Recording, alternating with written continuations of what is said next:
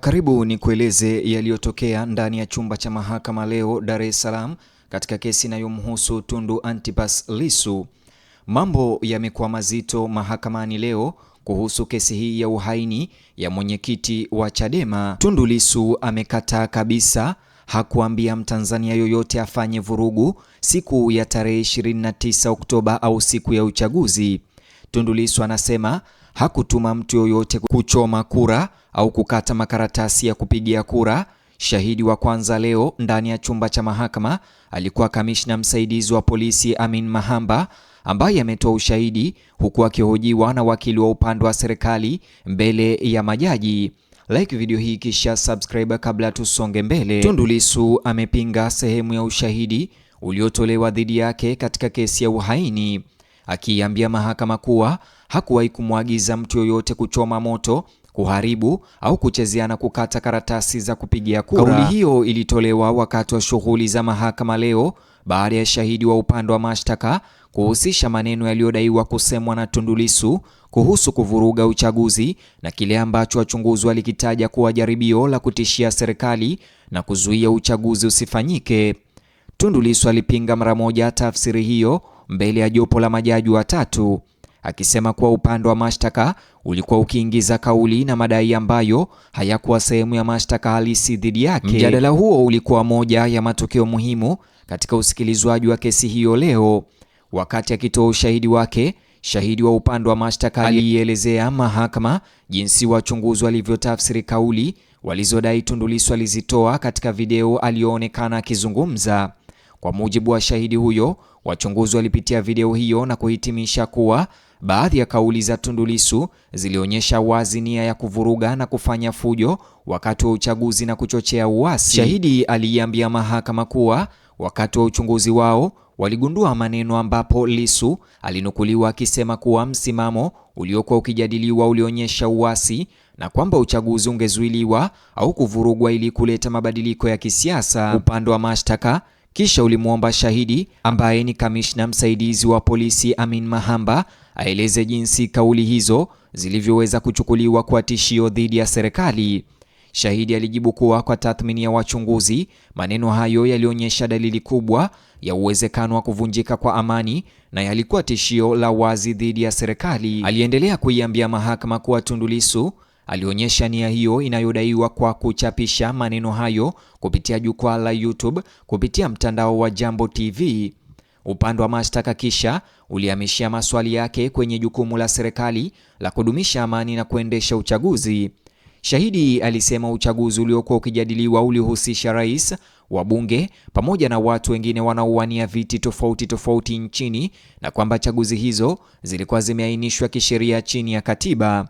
Alipoulizwa ni nani aliyekuwa na jukumu la kulinda nchi na kudumisha utulivu, shahidi huyo Amin Mahamba alijibu kuwa ilikuwa jukumu la serikali.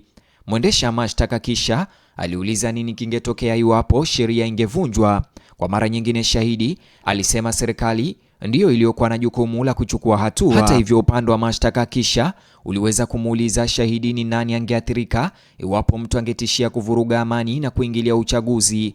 Shahidi huyo Amin Mahamba alisema waziwazi kuwa taasisi ya serikali ya Tanzania inayohusika na kusimamia na kutekeleza sheria nchini ndiyo ingeathirika pakubwa. Kisha mwendesha mashtaka aliuliza swali mahususi zaidi, iwapo wachunguzi walikuwa wamebaini jinsi ambavyo uchaguzi huo ungevurugwa. Shahidi huyu ambaye ni msaidizi kamishna wa polisi Amin Mahamba alisema kuwa uchunguzi wao uliweza kufanya waamini kuwa maneno yaliyotamkwa na Tundu Antipas Lissu akisema ya kwamba watakinukisha yalilenga hasa vitendo ambavyo vingezuia uchaguzi mkuu kufanyika mwaka uliopita. Hapo ndipo Tundu Lissu aliamua hata kaa kimya tena, na Tundu Antipas Lissu mwenyekiti wa Chadema aliingilia na kuzungumza. Akizungumza moja kwa moja na majaji, mwenyekiti Lissu alipinga vikali waziwazi mwelekeo wa maswali hayo. Aliambia mahakama na majaji kuwa anakabiliwa na shtaka la uhaini na kwamba hakuwahi kumwagiza mtu yoyote yule kuchoma au kufanya vurugu na kuharibu karatasi za kupigia kura siku hiyo. Katika hoja yake ya kupinga, Lissu alidai kuwa upande wa mashtaka ulikuwa ukichukua maneno ambayo yeye binafsi hakuwahi kuyatumia na kujaribu kuyapenya na kuyaingiza katika kesi au mashtaka hayo kwa njia isiyo ya moja kwa moja.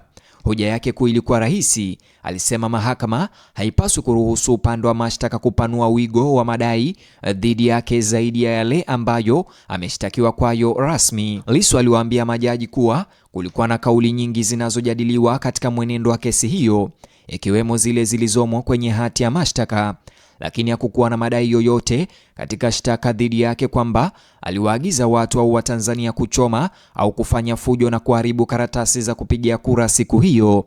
Alionya mahakama na majaji kuwa kuruhusu kauli kama hizo kungeingizwa kwenye kumbukumbu za kesi kunaweza kuhamisha mwelekeo wa kesi kutoka kwenye shauri halisi la uhaini na kuelekea kwenye madai ambayo alisema hayakuwa sehemu ya mashtaka. Tundu Lissu aliendelea kusema kuwa shahidi anapaswa kutoa ushahidi kuhusu mambo yanayohusiana na kesi badala ya kutoa hitimisho au tafsiri zinazovuka mipaka ya ushahidi uliopo mahakamani. Vilevile hoja yake kuu, kama alivyoeleza mahakamani Tundu Lissu, ilikuwa kwamba iwapo madai hayo yangekubaliwa kungeingizwa kwenye kumbukumbu, mahakama ingeweza kulazimika kutoa maamuzi kuyahusu, ingawa hayakuwa sehemu ya mashtaka ya awali na yangeweza kupotezea mahakama muda tu.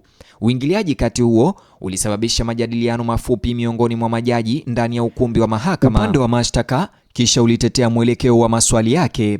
Wakili wa serikali aliwaambia majaji kuwa ushahidi utathminiwa na mahakama yenyewe, na akasisitiza kuwa shahidi akiwa mpelelezi anapaswa kuruhusiwa kueleza yale ambayo wachunguzi waligundua wakati wa kazi yao.